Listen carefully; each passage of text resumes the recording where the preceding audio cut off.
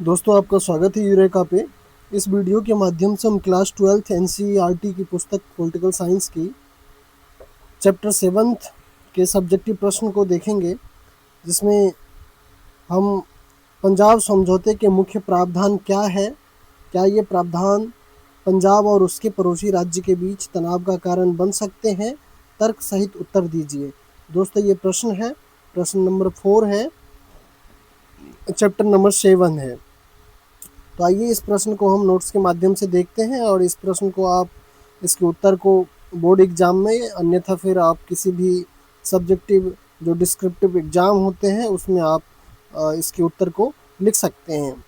1980 के दशक में पंजाब उग्रवाद और राजनीतिक अस्थिरता से जूझ रहा था। इस संकट के समाधान हेतु 1985 में तत्कालीन प्रधानमंत्री राजीव गांधी और अकाली दल के जो नेता थे संत हरचंद सिंह लोंगोवाल के बीच एक समझौता हुआ, जिसे पंजाब समझौता या राजीव लोंगोवाल समझौता के नाम से जाना जाता है। दोस्तों इसकी तिथि याद रखेंगे, कई बार एग्जाम में पूछ लिए जाते हैं। पंजाब समझौते के जो मुख्य प्रावधान है, अगर हम इसकी बात करें तो चंडीगढ़ का मुद्दा, चंडीगढ़ को पंजाब को सौंपने का निर्णय लिया गया इस समझौते के तहत। इसके बदले हरियाणा को कुछ क्षेत्र दिए जाने की बात कही गई थी। दूसरी जो मुख्य प्रावधान थी वो सीमा विवाद का समाधान किया गया इस समझौते के तहत। पंजाब और हरियाणा के बीच सीमावर्ती क्षेत्र के विवाद को सुलझाने के लिए एक आयोग नियुक्त करने का प्रस्ताव रखा गया था।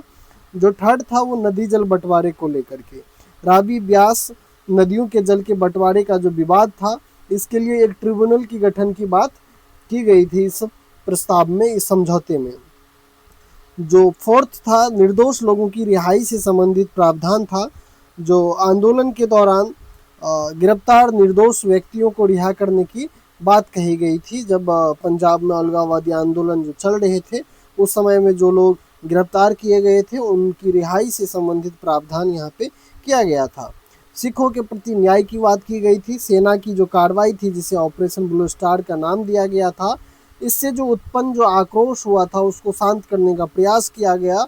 और ये प्रावधान तनाव के कारण बन सकते हैं, अगर इन चीज़ों की अगर हम बात करें, क्योंकि दोस्तों आपके प्रश्न में आप देख सकते हैं कि जो आपके प्रश्न का जो सेकंड पार्ट बनता है, एक तो ये था कि पंजाब समझौते के मुख्य प्रावधान क्या थे। तो दोस्तों हमने प्रावधान की बात कर लिया। अब जो सेकंड पार्ट आपके प्रश्न का बनता है, क्या ये प्रावधान पंजाब और उसके पड़ोसी राज्य के बीच तनाव का कारण बन सकते हैं। तो आइए हम इसको देखते हैं और इसके पीछे की तर्क को भी हम देखते हैं। तो दोस्तों जहाँ तक बात अगर हम करें कि इस प्रावधान क्या ये प्रावधान तनाव का कारण बन सकते हैं, अगर हम इसकी बात करते हैं तो निश्चित ही निम्नलिखित कारण थे जिस वजह से इसे तनाव का कारण माना जा सकता था। एक तो चंडीगढ़ को लेकर के विवाद था। हरियाणा चंडीगढ़ को साझा राजधानी बनाए रखना चाहता था और इसे केवल पंजाब को देना हरियाणा में असंतोष का कारण बन सकता था। और ऐसा है भी वर्तमान समय में, जो चंडीगढ़ है ये पंजाब और हरियाणा दोनों की राजधानी है। जल बंटवारे को लेकर के था। नदी जल बंटवारे का प्रश्न केवल पंजाब तक ही सीमित नहीं था दोस्तों, बल्कि हरियाणा और राजस्थान भी इससे जुड़ा हुआ था। इसलिए किसी एक पक्ष के पक्ष में निर्णय इन राज्यों में असंतोष पैदा कर सकता था। जो थर्ड पॉइंट है वो क्षेत्रीय पहचान का प्रश्न से संबंधित था। सीमा निर्धारण से संबंधित निर्णय पड़ोसी राज्यों की क्षेत्रीय अस्मिता को प्रभावित कर सकते थे। तो ये निम्नलिखित कारण था जिससे कि दो राज्यों के मध्य तनाव उत्पन्न हो सकते थे। और अगर हम इस प्रश्न के निष्कर्ष को अगर हम देखें तो पंजाब समझौता शांति स्थापित करने की दिशा में एक महत्वपूर्ण कदम था, परंतु इसके कुछ प्रावधान अंतर्राज्यीय विवाद से जुड़े थे। अंतर्राज्यीय से संबंध दोस्तों यहाँ पे तात्पर्य है, जब किसी दो राज्यों के मध्य में विवाद होता है तो उसे अंतर्राज्यीय विवाद कहा जाता है, चाहे वो सीमा से संबंधित विवाद हो या फिर नदी जल बंटवारे को लेकर के विवाद हो।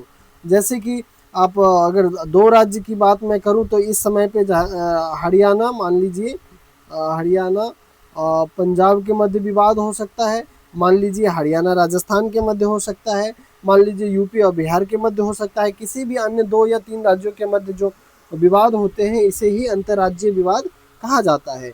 इसलिए यदि उन्हें सावधानी पूर्वक लागू किया जाए तो वे पंजाब और उसके पड़ोसी राज्यों के बीच तनाव का कारण बन सकते थे। ऐसा कहा गया ये पंजाब समझौते से संबंधित प्रश्न को लेकर के। यह घटना दर्शाती है कि क्षेत्रीय आकांक्षाओं और राष्ट्रीय एकता के बीच संतुलन बनाए रखना भारतीय संघवाद की एक जटिल चुनौती है। दोस्तों, मुझे उम्मीद है कि आपको ये वीडियो पसंद आया होगा, और आपको अगर ये वीडियो पसंद आया हो तो अपने दोस्तों के साथ चैनल ज़रूर शेयर करें और चैनल को सब्सक्राइब करें। वीडियो को लास्ट तक देखें। धन्यवाद।